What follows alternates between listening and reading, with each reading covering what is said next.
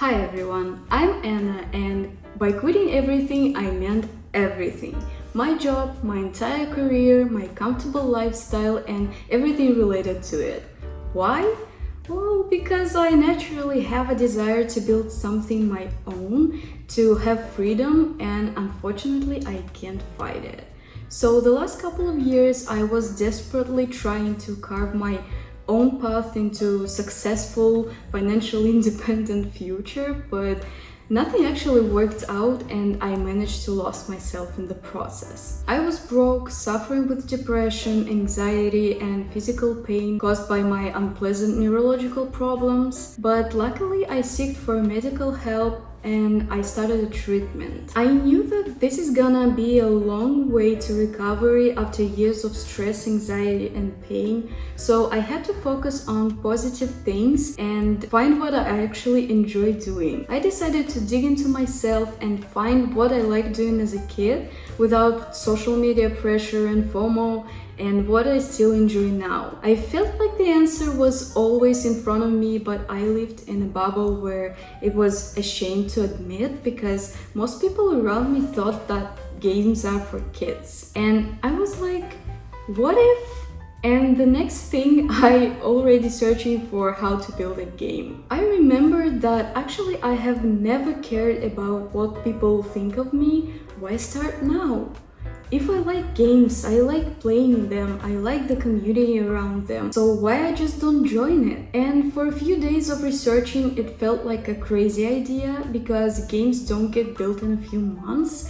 It's years of work for indie developers and I can't stay broke for such a long time. But unfortunately, it wasn't matter because I already decided to do it. And here I am. I hope I didn't bore you with my story, but this zero devlog is kinda all about it. So in April, I started to gather information about game development, game engines, styles, and watched some interviews with successful game developers like Eric Baroni, the developer of Stardew Valley, and later I found a very inspiring channel of Thomas Brush and binge watched his podcasts with game developers. But all I learned at the moment is that game development is a mix of programming, art, storytelling, sound effects and music, character building, and probably much more, not even saying of marketing and building a community. And as a former software engineer, I was okay with coding part, but